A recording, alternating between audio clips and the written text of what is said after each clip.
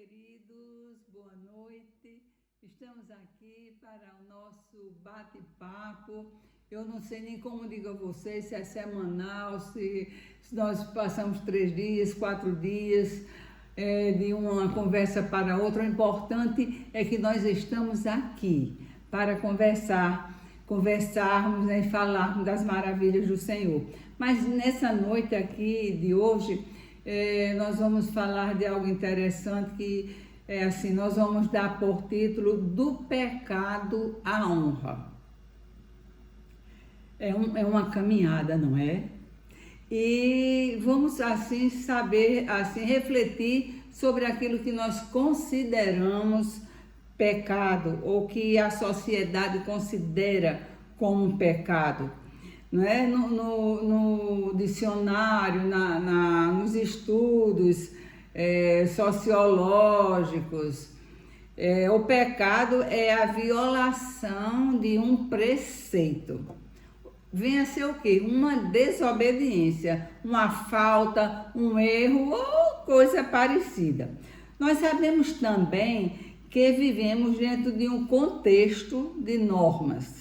Né? Todos nós vivemos dentro de um contexto de normas. Toda a sociedade tem as suas normas. E essas normas, elas são exercitadas até dentro da nossa própria casa. As famílias têm as suas normas, têm a sua conduta, não é? E as pessoas obedecem dentro da família as normas criadas pela própria família. Nós temos um código de moralidade e esse código de moralidade é inserido na palavra de Deus. O melhor seria que todos nós tivéssemos consciência plena daquilo que é certo e daquilo que é errado. Né? Todos nós sabemos o que é certo, o que é errado, o que devemos e o que não devemos. Infelizmente, isso não acontece. Por que não acontece? Porque o homem tem uma enorme dificuldade de se submeter. Na sociedade, nas diversas sociedades existentes em todo o mundo, existe algo que se chama lei, que é para reger a conduta humana, né? Para reger a conduta das pessoas, para dar os limites. E tantas vezes o próprio homem desobedece essas condutas que foram estabelecidas por eles próprios. Mas nós temos as leis estabelecidas, os códigos, e as pessoas não obedecem. Desobedecem tantas vezes por simples questões, pela questão da própria desobediência, por uma questão de interesses pessoais, desobedece por questões de vantagens pessoais. E isso, né, a gente sabe que vem com complicações posteriores. Sabemos também que a sociedade, o mundo vem sofrendo mudanças ao longo de toda a sua história. Os conceitos vão mudando, os valores vão mudando, o mundo sofre muitas mutações. Interessante até às vezes que um grupo de pessoas bem mais jovens que você se diz assim, mas isso foi no seu tempo, no nosso tempo não é mais. Isso aconteceu no seu tempo, no nosso tempo agora não é mais. A gente escuta muito, mas eu queria dizer aqui hoje que todas essas coisas sofrem mutações. As leis são alteradas, inclusive. Agora, eu quero dizer para você que a palavra de Deus não muda. A palavra de Deus, ela não sofre influência de acordo com época, de acordo com cultura, de acordo com sociedade. A palavra de Deus, ela é imutável. No livro de Números 23:19, a palavra diz assim: Deus não é homem para que minta, nem filho do homem para que se arrependa. Porventura, diria ele e não faria? A palavra não muda. Deus não diz uma coisa hoje para se arrepender amanhã. Então a palavra de Deus é imutável, imutável. Sabemos que por maior que seja o erro, não é, das pessoas, há também o arrependimento. As pessoas podem errar, mas elas também podem se arrepender. E junto com o arrependimento também existe o perdão. Nós precisamos perdoar quando as pessoas erram, quando as pessoas se enganam. Quando nós nos enganamos, nós precisamos nos perdoar a nós mesmos.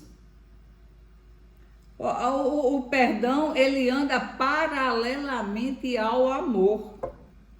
Não existe amor sem perdão.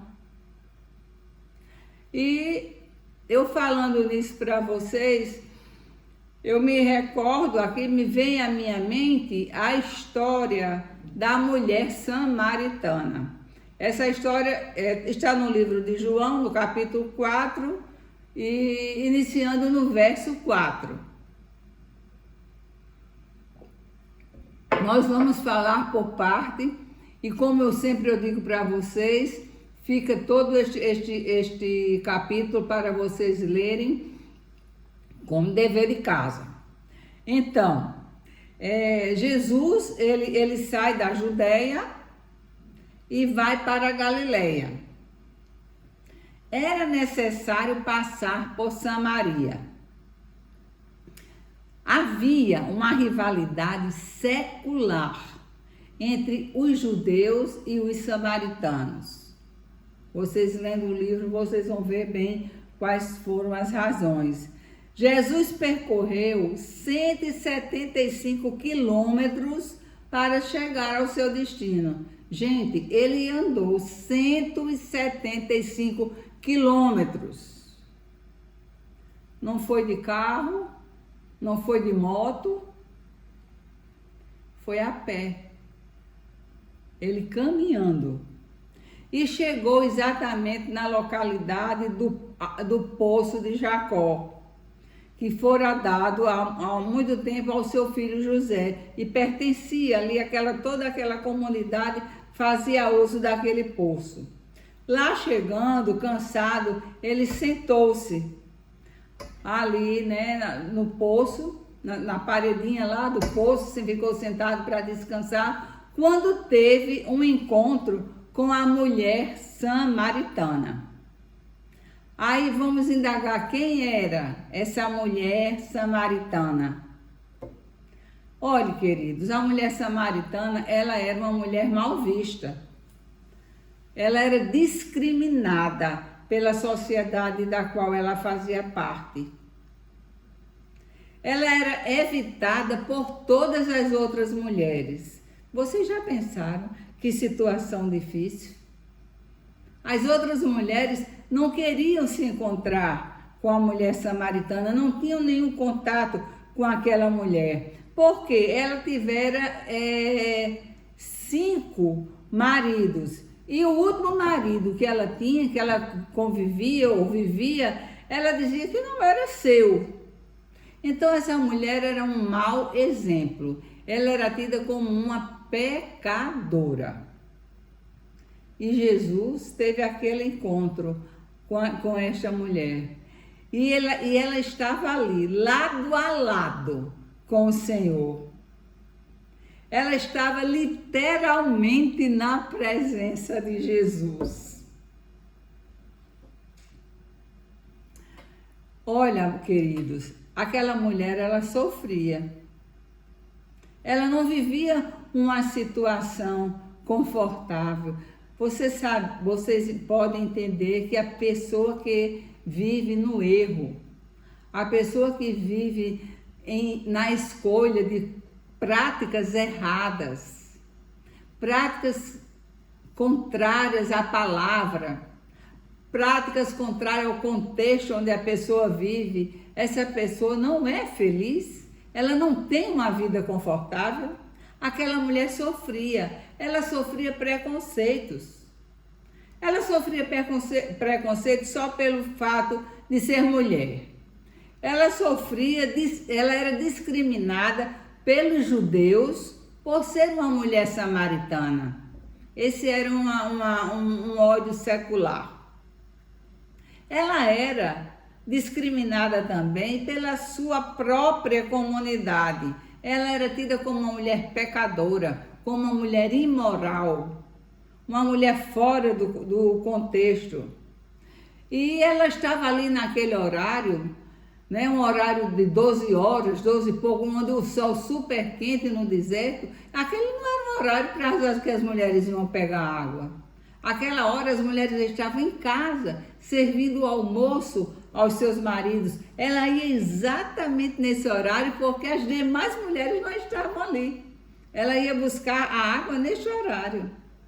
E ela teve aquele encontro com o Senhor e ela estava super surpresa, perplexa ali diante daquele homem que ela não sabia que era Jesus. E aquele homem não discriminava, não a discriminava. Aquele homem falava com ela era uma mulher e uma mulher samaritana, e judeu não falava com samaritanos. Mas ela não tinha a menor ideia, o menor entendimento de que Jesus, ele não fazia acepção de pessoas. Então ela estava ali bastante admirada. E o que essa mulher, ela procurava? Né? A gente já entende que ela era uma mulher que não vivia em plenitude, uma mulher que não vivia feliz, uma mulher que tinha muitas faltas. O que essa mulher buscava? Ela buscava, queridos, numa busca, eu digo, consciente ou inconsciente. Ela buscava, de homem em homem que ela vivia, ela procurava aliviar a sua sede, aliviar o seu peso. Ela procurava preencher o vazio que ela vivia. Ela depositava suas esperanças ou a melhor condição em homens. E pior ainda, homens que na realidade não eram realmente os seus maridos. A palavra diz claramente, quando o Senhor pergunta a ela, né? Vai chamar o teu marido, ela diz que não tem marido. O Senhor diz, realmente esse homem não é o teu marido. Se ele não era o marido dela, evidentemente ele devia ser o marido de outra pessoa. E ela estava vivendo numa ilegalidade. Ela vivia em prostituição. Vocês já pensaram? Mas os homens que ela vivia, que procurava, na tentativa de aliviar a sua dor, eles simplesmente a usavam e a deixavam num mundo de condenação. Ela era usada e colocada, jogada num mundo de condenação. Mas toda essa circunstância, toda essa problemática, essa busca, ela termina quando ela encontra Jesus. Queridos, isso é para mim e para você. Quando nós encontramos Jesus, o que é vazio em nós é preenchido. O que é errado tem conserto. O que falta chega em abundância. Oh, glória a Deus! E com Jesus, aquela mulher pôde beber a verdadeira água e teve a sua vida transformada. Esta mulher, ela era condenada, ela era discriminada. Ela volta depois desse encontro, depois dessa conversa com o Senhor. Ela indaga até o Senhor em que lugar ela deveria orar.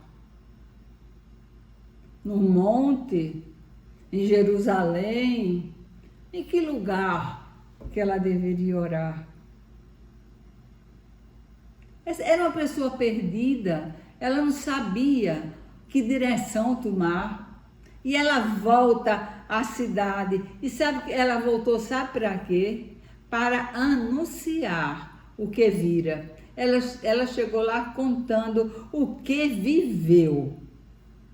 Essa mulher samaritana, discriminada pela sociedade, discriminada pelas outras mulheres, tida como pecadora, como mulher imoral, como mulher que vivia fora dos padrões morais da sua época, ela foi a primeira evangelista de todos os tempos. Ela anunciou às pessoas com quem tinha se encontrado. Ela pensava que Jesus era um profeta. E homens foram ao lugar onde Jesus estava. E eles creram no Senhor. E eles saciaram ali a sua sede com a água da vida. E foram salvos em Cristo Jesus. O Senhor, Ele quer que a nossa sede seja saciada nele, que nós mudemos a nossa vida através do exemplo dele, através do sacrifício dele, através do amor que vem dele, através da graça derramada por ele sobre as nossas vidas. O que você pode concluir com essa história de uma mulher pecadora que é honrada pelo Senhor, que tem a sua vida transformada? Você pode concluir que qualquer problema que você viva, ele pode ser transformado diante do Senhor, se nós escolhemos estar com o Senhor, se nós escolhemos viver o Senhor, viver e acatá-lo através da sua palavra, de viver a sua palavra. Queridos, eu digo uma coisa para vocês: as leis humanas não transformam ninguém. Olha, prisões são cheias, cadeias, torturas nas prisões, pancadaria.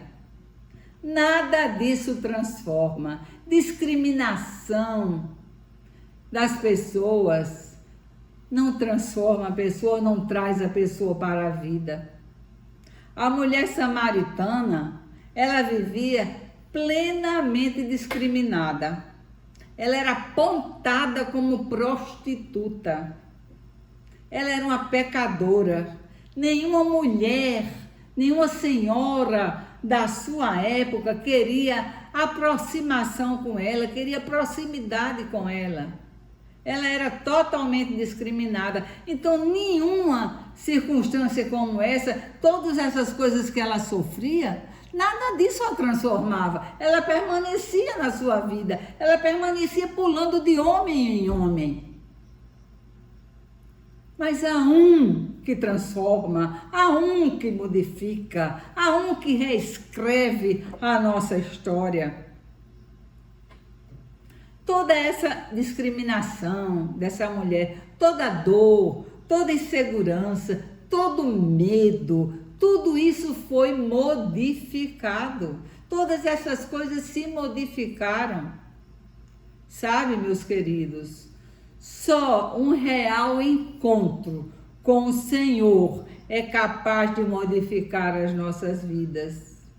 Olha, eu vou te dizer uma coisa: quando nós temos ao Senhor, quando nós aceitamos ao Senhor, quando nós procuramos viver a palavra de Deus, as coisas se modificam. Eu vou lhe dizer um simples exemplo. Quem mente, quem gosta muito de mentir, deixa de mentir. Porque o Senhor, Ele é a verdade. Quem rouba, vai deixar de roubar. Quem se prostitui, vai deixar de se prostituir. Aquele que tem o hábito de trair, vai deixar de trair. Porque o Evangelho, a palavra, é transformação. Se você vive a palavra, você se modifica, você cresce, você se torna uma pessoa melhor e as coisas acontecem. Se alguém vive no vazio, passa a ser completo, passa a ser preenchido. Querido, nós não nos completamos e nem nos preenchemos com as coisas do mundo. Às vezes uma mulher, ela tem muita vontade de comprar uma determinada bolsa, uma bolsa de uma marca tal, um sapato de uma marca tal, uma maquiagem tal. Mas isso não preenche ninguém. Isso são confetes na nossa vida humana. Coisas que nos alegram momentaneamente, coisas passageiras. Nós precisamos do encontro real com o Senhor, do encontro verdadeiro, completo, que passe, que preencha verdadeiramente, que nos tire dessa escassez. Escassez, o que é escassez? Não é escassez, amados, não é só de alimentos, não é escassez de dinheiro, é essa escassez da alegria de viver, escassez de algo verdadeiro, de um caminho aplainado, de um caminho seguro. A palavra de Deus, eu quero dizer para você, a palavra de Deus é a porta do conhecimento que nos leva a Jesus. Jesus, ele transforma. Ele transforma, o Senhor. A minha vida, ela foi transformada por esta palavra, pela palavra viva, pela palavra da fé, pela palavra da verdade, pela palavra do poder. A palavra de Deus é uma palavra de poder, é uma palavra de força, é uma palavra transformadora, é uma palavra que nos traz a verdade, é uma palavra que nos afasta do erro, é uma palavra que nos dá força para resistir às investidas negativas, os engodos que a vida proporciona. Faça você, eu digo nesta noite, faça você esta experiência. Não vá se amarrar nos problemas, nas circunstâncias, nas dificuldades. Não se prenda a isso. Deixe tão somente o Senhor te libertar, independentemente da área da sua dificuldade.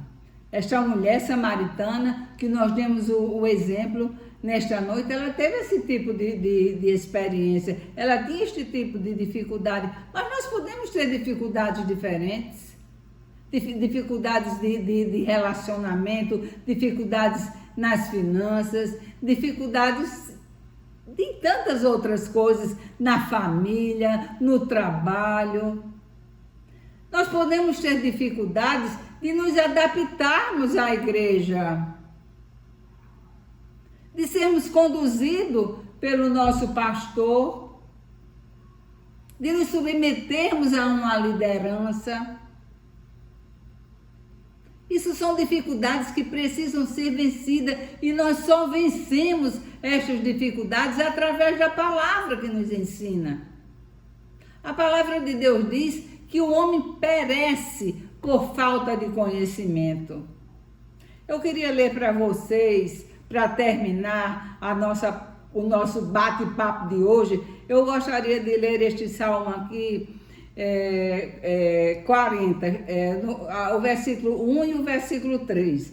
Diz assim: esperei com paciência no Senhor, e ele se inclinou para mim e ouviu o meu clamor. O 3 diz assim: e pôs um novo cântico na minha boca, um hino ao nosso Deus.